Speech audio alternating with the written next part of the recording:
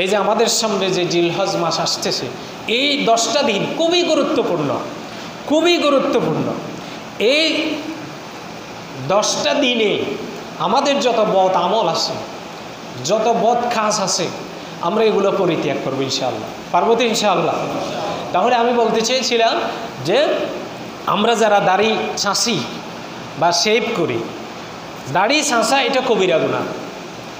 সকল উলামায়ে কেরাম, সব মুহাদ্দিস একমত যে দাড়ি ছাঁচা কি কবিরা গুনাহ।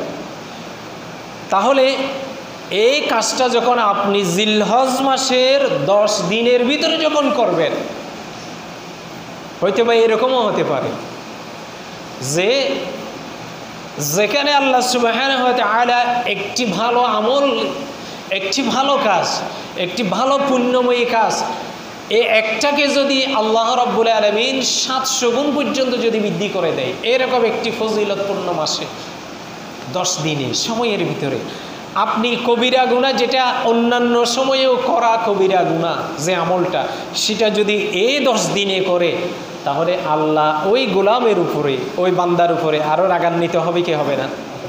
হবে।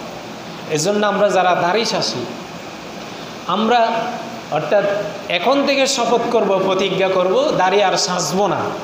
এবং জিলহজ মাসে যাদের কাছে এই অভ্যাসটা আছে, যাদের কাছে এই অভ্যাসটা আছে, অন্তত এই জিলহজ মাসে ওই কাজটা থেকে বিরত রাখি।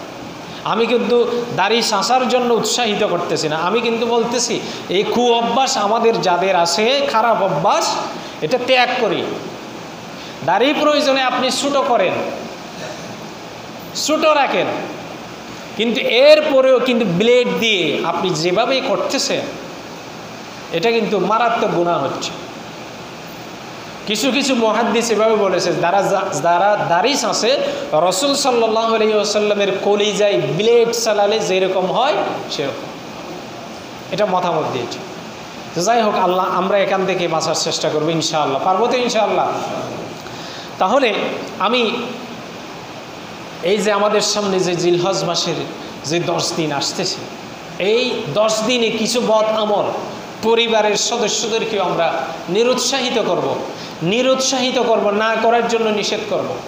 যত ধরনের গান বাজনা মোবাইলের ভিতরে অথবা বাড়িতে বিভিন্ন সাউন্ডের মাধ্যমে যত ধরনের গান বাজনা আছে, মোবাইলে যত ধরনের ফাহিশার জিনিস, গুনাহের জিনিস যেগুলো দেখা হয়, আমরা এখান থেকে বিরত থাকার চেষ্টা করব জিলহজ মাসের এই 10 দিনে। পারবো তো ইনশাআল্লাহ?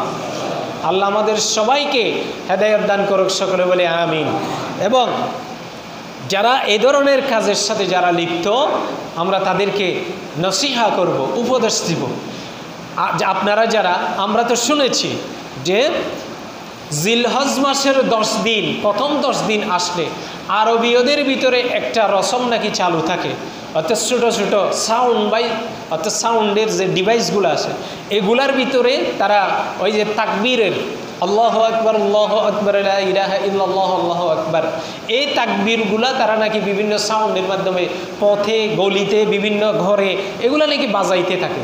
দেখেন, গান বাজনা তো অন্য সময় করে না, কিন্তু এই যে বিভিন্ন ডিভাইসের মাধ্যমে, সাউন্ডের মাধ্যমে তাকবীরটা সে বাজাইতে থাকে। তার কারণটা হচ্ছে যে একজন ব্যক্তি একটা গলি দিয়ে যাচ্ছে বা রাস্তা দিয়ে যাচ্ছে, একটা বাড়িতে বা দোকানে তাকবীরের যে সাউন্ড আছে, আল্লাহু আকবার, আল্লাহু আকবার, লা ইলাহা ইল্লাল্লাহ, আল্লাহু আকবার, এই যে তাকবীরটা উনি যে কানে শুনলো, এই তাকবীরটা শোনার সাথে সাথে উনি হয়তো যিনি রাস্তা দিয়ে হাঁটছে পথিক, ওনার পড়ার জন্য স্মরণে নাই, বা উনি অন্য মনস্ক আছে, অন্য চিন্তা চেতনা নিয়ে রাস্তা দিয়ে হাঁটতেছে, যখন কানে আসছে তাকবীর, তখন ওনার মন থেকে অটোমেটিক ওটা শোনার সাথে আসবে, মন থেকে চলে আসবে এবং মুখ থেকে এটা অটোমেটিক বের হয়ে যাবে। বলি আলহামদুলিল্লাহ।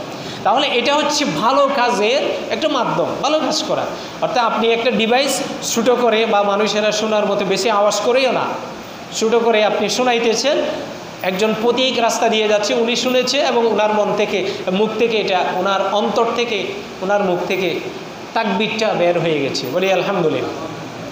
আমরা ভালো কাজের উৎসাহিত করব প্রত্যেককে, এবং পরিবার পরিজনকেও, আমরা ছেলে মেয়েদেরকেও এই কাজগুলা খারাপ কাজগুলো পরিত্যাগ করে ভালো কাজগুলো করার জন্য আমরা উৎসাহিত করব।